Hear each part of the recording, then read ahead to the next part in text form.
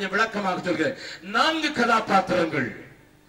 ஒரு மனிதன் எருசலேமில் இருந்து எரிகோவுக்கு பிரயாணமாய் போனான். அவன் யார் சொல்லுங்க? அவன் யார்? ஒரு மனிதன். எந்த கோத்திரத்தை சேர்ந்தவன்?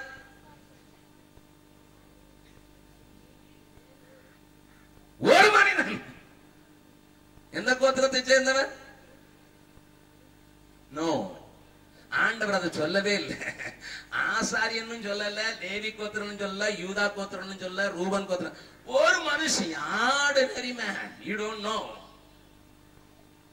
நல்லா கவனிங்க. ஆண்டவர் பேசும்போது அவருடைய அறிவு பெரிய காரியம் என்பதை சாதாரணமாகவே பேசிவிட. ஒரு மனிதன், ஆர்டினரி மேன். அவன் சமாரியனாகவும் இருந்திருக்கலாம், அவன் ரூபன் கோத்திரத்தாராக இருந்திருக்கலாம், யூதா கோத்திரத்திலாக இருந்திருக்கலாம், எப்படி இருந்திருக்கலாம். ஒரு மனிதன் போகும்போது தாக்கப்பட்டு கிடக்கிறான். கவனிங்க, அந்த ஒரு பாத்திரத்தை பின்னதாக பேசுகிறேன். இரண்டாவது, அந்த வழியாக யார் வருகிறது? ஆசாரியன். இவன் எந்த கோத்திரம் என்று தெரியும், என்ன தொழில் என்று தெரியும். அதற்கு பின்பு யார் வருகிறது? லேவியன் வருகிறான். இவனும் எந்த கோத்திரம் என்று தெரியும், எந்த தொழில் என்று தெரியும். அதற்கு பின்பு யார் வருகிறான்? சமாரியன். அவனும் எந்த ஜாதி என்று தெரியும். கோத்திரம் என்று தெரியாவிட்டால் ஜாதி என்று தெரியும், ஆனால் என்ன தொழில் என்று தெரியாது. லிசன், ஒரு காரியத்தை படிக்கும் போது இப்படியாக படிக்க கற்றுக்கொள்ளுங்கள். வேதம் தேனிலும் இனிமையாக மாறி போகும். கர்த்தருடைய பரிசுத்த நாமம் ஸ்தோத்திரம். ஆண்டவர் அந்த 2 பேரை போல நீ இருந்து விடாதே, இந்த ஒரு மனிதனை போல இருந்து விடு என்று சொன்னதற்கு என்னையா காரணம்? What makes a difference between these two and this Samaritan? என்ன காரணங்கள் என்பதை மாத்திரம் முதலாவது நான் உங்களுக்கு விளங்க வைக்கிறேன். அதற்கு பிறகு இந்த ஓமைக்குள்ளாக நாம் கடந்து வருவோம். மறுபடியும் சொல்கிறேன், நல்ல சமாரியன் இயேசு என்னை தேடி வந்தாரே என்று பாடுற பாட்டு எல்லாருக்கும் தெரியும், எனக்கும் தெரியும். ஓகே, ஃபாதர் பெர்க்மேன்ஸை குறை சொல்றேன்னு யாரும் போய் சொல்லி கொடுத்து கோல் மூட்டி விடாதீங்க. நான் நேரடியா அவன் சொல்றேன், அது தவறல்ல. என் இயேசு அதுவா நான் அரை மனிதனாய், உடைக்கப்பட்டவனாய், நொறுக்கப்பட்டவனாய் கடந்தேன். என்னை தேடி வந்தார். என்னை குடும்பத்தார் தேடவில்லை, என் சொந்த ஜாதியினர் தேடவில்லை, ஆண்டவர் தேடி வந்தார் என்று சொல்லி நம்மை ஆறுதல் படுத்துகிறது தவறு அல்லவே அல்ல. எண்ணெய் பூசினார், திராட்சரசம் பூசினார் என்று சொல்வதும் தவறே அல்ல. 2 காசை கொடுத்து சபையாகிய சத்திரத்திலே கொண்டு வந்து வைத்திருக்கிறார் என்று சொல்வதும் தவறு அல்ல. என்னையா சபையை சத்திரம் சொல்றீங்க? இது சத்திரம். அநேகர் இதை வேற விதமா புரிந்து கொண்டதுனால தான் பிரச்சனை. இது வெறும் சத்திரம் தான். நல்ல கவனிங்க. இது தவறு அல்ல. அது ஒரு கருத்து மாத்திரமே, அது ஒரு கண்ணோட்டம் மாத்திரமே. அந்த கண்ணோட்டத்திலேயே இருந்து விடாதீர்கள் என்பதற்காகத்தான் நான் சொல்கிறேன். அந்த கண்ணோட்டத்தில் இருந்தால் ஆண்டவர் உங்களுக்கு சொல்லுகிற செய்தியை நீங்கள் புரிந்து கொள்ள முடியாது. நீங்கள் செயல்பட வேண்டிய விதமாய் செயல்பட்டு விட முடியாது. ஆண்டவர் அவனுக்கு என்ன சொன்னார்? எனக்கு பிறன் யார் என்று கேட்டபோது அவன் சொன்னான், ஆண்டவர் சொன்னார், அவனுக்கு உதவி செய்த சமாரியனே. உடனே ஆண்டவர் என்ன சொல்லி இருக்கணும்? நான் தான் அந்த சமாரியன். அப்படி சொன்னாரோ இல்ல? என்ன சொன்னார்? நீயும் போய் அந்தபடி செய். நம்மை செயலற்றவர்களாக மாற்றுகிற காரியத்துல நம்ம கொஞ்சம் கவனமா இருந்தோம். Our doctrine will be wrong if it takes away the main principle of a message. நம்முடைய தியாலஜி எல்லாம் தப்பா போயிடும். நம்ம ஆண்டவர் எதிர்பார்க்கிறதை செய்யாமல் நமக்கு வித்தியாசமான வசனங்களை எடுத்துக்கொண்டோம்னால் அது நம்மை வேறு வழியில மாற்றிவிடும். அதற்கு கவனமாயிருங்கள். 5 காரியங்களை வேகமாக நான் சொல்ல விரும்புகிறேன். அவரை வாசிக்கலாம். 2 வசனத்தை வாசிக்கலாம். அதற்கு பிறகு 5 காரியங்களை சொல்ல விரும்புகிறேன். வாசிக்கலாம். 30வது வசனத்திலிருந்து 33வது வசனம் வரை. இயேசு பிரதியுத்தரமாக ஒரு மனுஷன் எருசலேமிலிருந்து எரிகோவுக்கு போகையில் கள்ளர் கையில் அகப்பட்டான். அவர்கள் அவன் வஸ்திரங்களை உரிந்து கொண்டு அவனை காயப்படுத்தி குற்றுயிராக விட்டு போனார்கள். அப்பொழுது தற்செயலாய்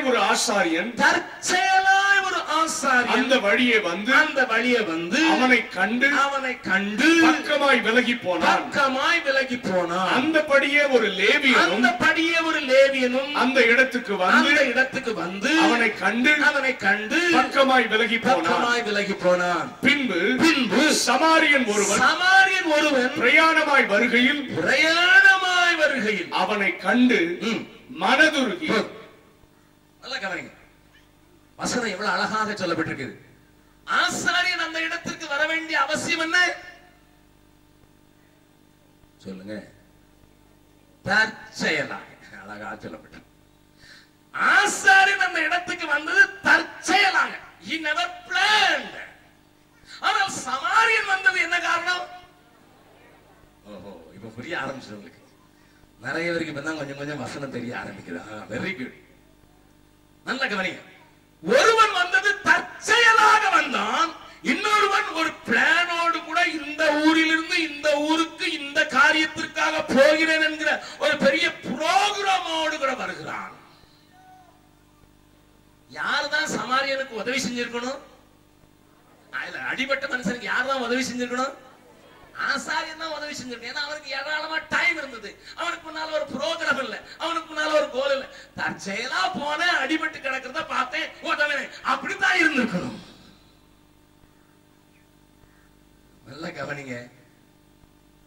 நல்ல கவனிங்க.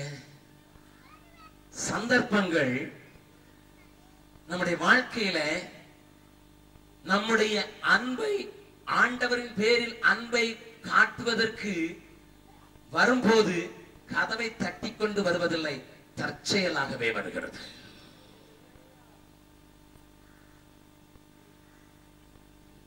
எங்க வீட்டுக்கு வந்தீங்கன்னா இப்ப 2 குட்டி பிள்ளைங்க இருக்கு.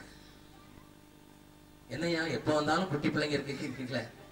ஆமையா, நான் சொல்லுவேன் என்னுடைய மனைவி பார்த்து, யூ ஆர் எட்டர்னலி பிரெக்னன்ட்.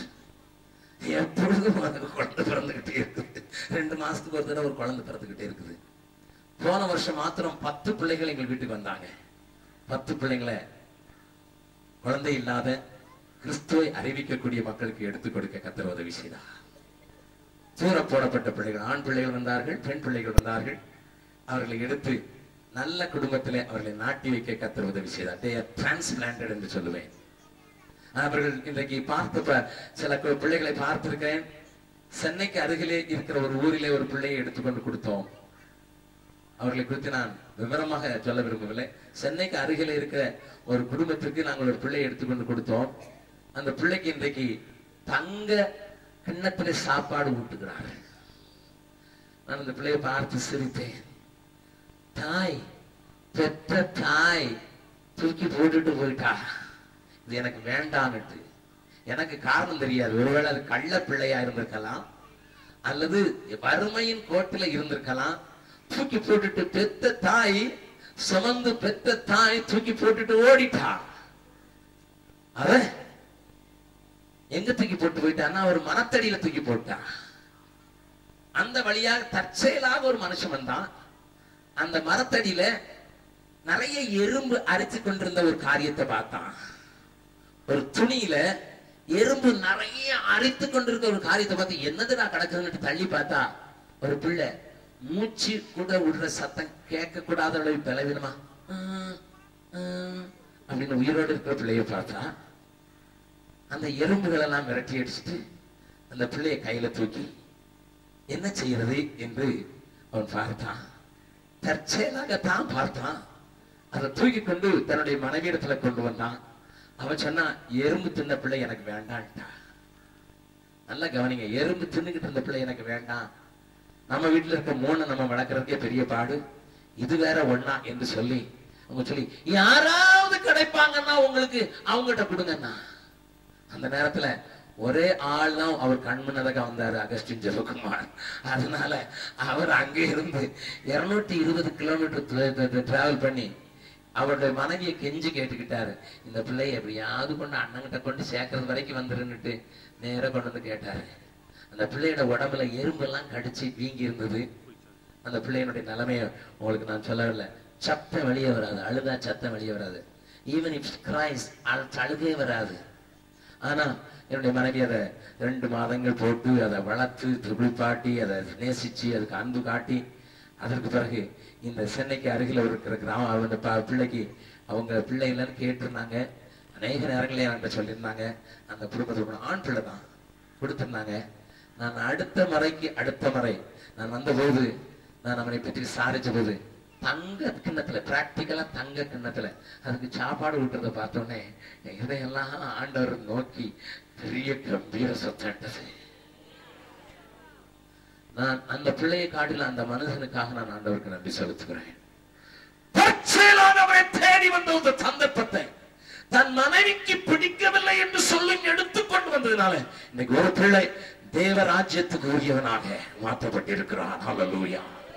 ஐஸ்வர்யவான்கிற பிள்ளைங்க இங்க எத்தனை பேர் தங்க கிண்ணத்துல நீங்க சாப்பாடு குடிக்கீங்க தெரிய யாரும் இருக்க மாட்டீங்கன்னு நினைக்கிறேன். It has been transplanted in a very rich family, very rich family. அருமையான தேவனுடைய பிள்ளைங்க, இங்கே நான் அதை குறித்து அதிகமா பேசுவேன். நான் சொல்லுகிறேன், தற்செயலாக வந்திருந்தான். அவனுக்கு வேலை ஒன்று பெரிதாக இல்லை, அவனுக்கு ஒரு காரியம் ஒன்று பெரிதாக இல்லை. பட் கண்டான், அடிபட்டு நினைக்கிற நிலைமையை கண்டான். ஆனால் செயல்படுவதற்கு என்ன இல்லை தெரியுமா? மனதிருப்பம். அதே காரியத்தை சமாரியன் பார்த்தான். அவனுக்கு வேலை இருந்தது. அவன் பிரயாணமாய் போய் கொண்டிருக்கிறான். ஒரு காரியத்தை முடிக்க வேண்டும் என்று போயிருக்கிறான். ஒருவேளை வியாபாரியாக இருந்திருக்கலாம் அல்லது ஒரு வேலையாக போயிருந்திருக்கலாம். என் ஆண்டவர் தெளிவாக சொல்கிறார், பிரயாணமாய் போய் கொண்டிருந்த அவனுக்கு தலை நிறைய வேலை இருக்கிறது. ஆனால் மனதுருக்கும் அவனை உந்தி தள்ளுகிறது. கரங்களை தட்டி ஆண்டவர் மயப்படுத்தலாமா? இன்றைக்கு இந்த தேசத்துல ஒரு பெரிய தேவை உண்டு. இந்த தேசத்துல பெரிய தேவை உண்டு. பீகாரிலே 33 வருடங்கள் நான் உழைத்திருந்த போதிலும் என்னுடைய கண்களில் அநேக நேரங்களில் கண்ணீரை வரவழைக்கும் ஒரு பெரிய காட்சி இதுதான். 45,000 கிராமங்கள் இருக்கின்றன பீகாரிலே. அந்த 45,000 கிராமங்களிலே இன்றைக்கு கிறிஸ்துவை அறிந்து ஆராதிக்கக்கூடிய மக்கள் இருக்கிற கிராமம் வெறும் 2,000 மாத்திரமே. Can you just believe that? 45,000 கிராமங்கள் இருக்கிறது. அதுல கிறிஸ்துவை அறிந்து ஆராதிக்கிறதுக்கு குழுக்களை உண்டாக்கி இருக்கிறது வெறும் 2,000 மாத்திரமே. 43,000 கிராமங்களில் ஒரு கிறிஸ்தவ விசுவாசியும் கிறிஸ்துவை ஆராதிக்கிறவன் இல்லை.